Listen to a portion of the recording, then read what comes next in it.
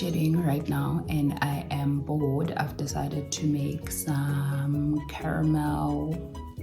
peppermint caramel crisp dessert thing.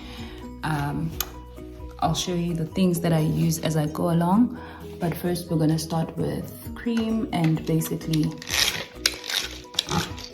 I got this gadget from takealot.com because at the time I didn't have money to buy like an electric whisk, so I'm just gonna use this thing because my child is napping and I don't want to wake him. Alright, let's start with the ingredients that we're going to be using for our peppermint caramel crisp dessert or tart. We're going to be using 250 milliliters of fresh cream. Any brand would work. We're going to whip it up. A tin of caramel treat, a packet of tennis biscuits, the originals would also work, and I used 3 peppermint crisp chocolates. Using my little whisk gadget, I'm whipping the cream up. Be careful not to over whip the cream. Although you want it to be thick, you don't want to over whip the cream because you'll end up with butter and water, and we don't know how to cure that. Once the cream has been whipped, I popped it into the fridge so that it remains cool. We're currently having a heat wave in Johannesburg, so I don't want my cream to melt and all of that jazz. We are just going to smooth out the caramel treat into a bowl because the way it is in the tin, it's not easy to work with or to mix into the cream. Eventually we're going to mix it into the cream, so you just use a wooden spoon and just smooth it out. Mix it just like this to just get it smooth and into it's like playing with Play-Doh. The more you nudge and pull and play with it, the softer it gets and easier to work with. So this is the same concept with the caramel treat. Into the cream it goes. To be honest, I think my cream could have been thicker, but in the end it worked out okay once the dessert had set.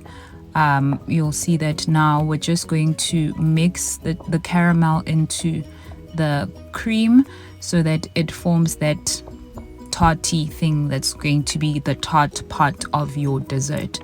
The caramel is quite heavy, so it sinks to the bottom while you're mixing, so you'll just have to carry on trying to bring it back to the top so that you can make sure that you have mixed it into the cream as properly or as well as you possibly can. You'll see as it mixes and as you keep mixing, it turns into a light brown mixture, showing that your cream is mixing and blending well with your caramel.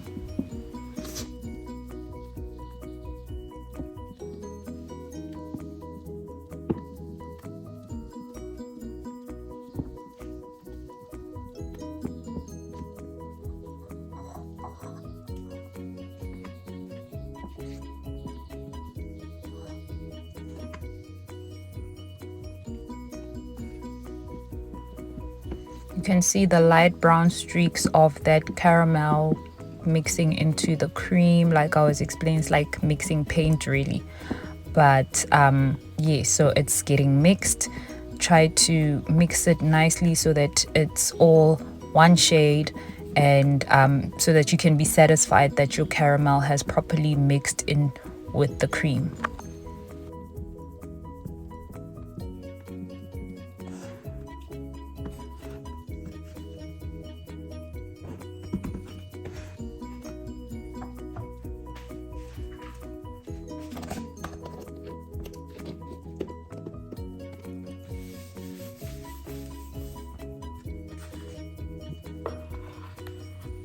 Alright, with our mixture of the caramel and the cream mixed together, I'm just letting it sit in the fridge for a little bit so it stays cool. I need to chop up the chocolates that are going to be both in the tart as well as the topping for our dessert.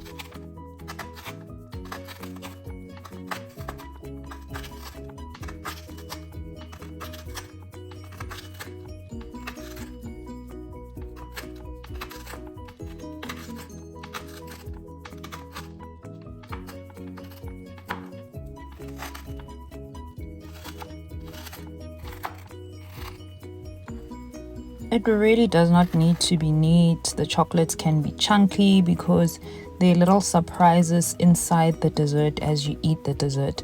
We're now going to mix a bunch of this chocolate into the caramel and cream mixture. Save a little bit for the top because you're going to need a little bit of the chocolates for the top part of the dessert as like your toppings or your decoration, for lack of a better word.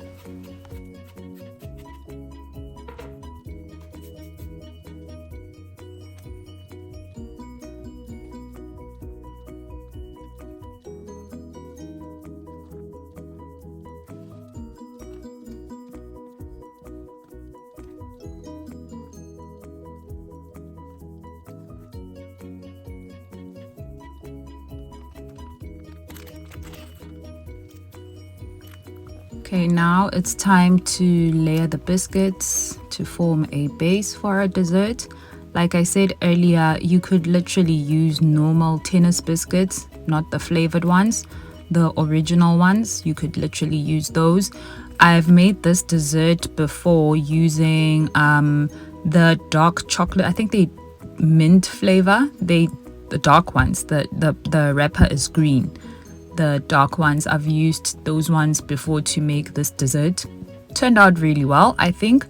So you layer your biscuits, you then pour a layer of filling, and then you layer your biscuits again to make another layer.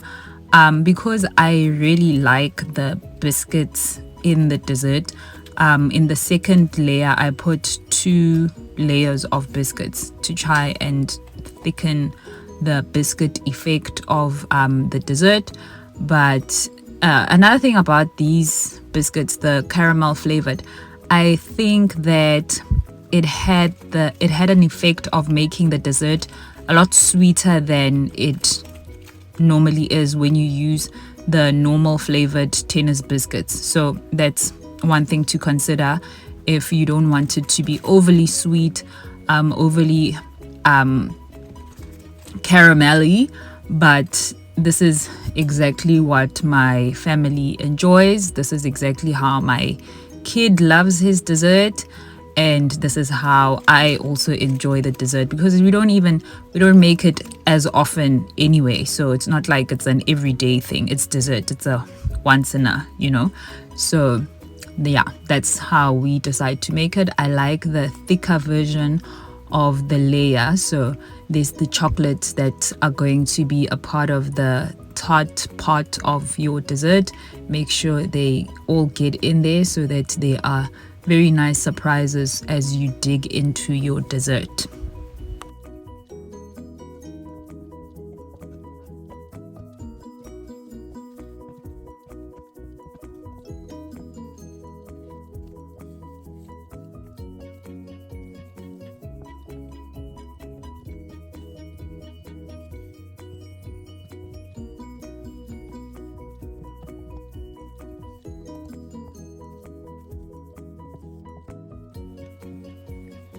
I really think I could have done with a slightly larger tub for this dessert, but it's okay. It all fit.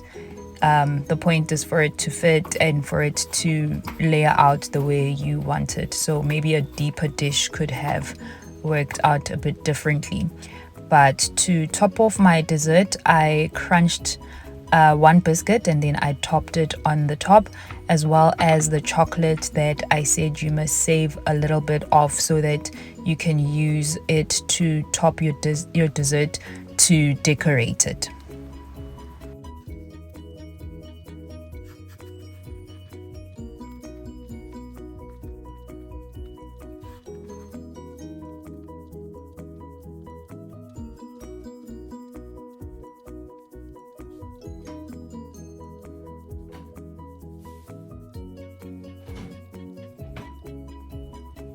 Okay, I popped the dessert into the fridge for it to set.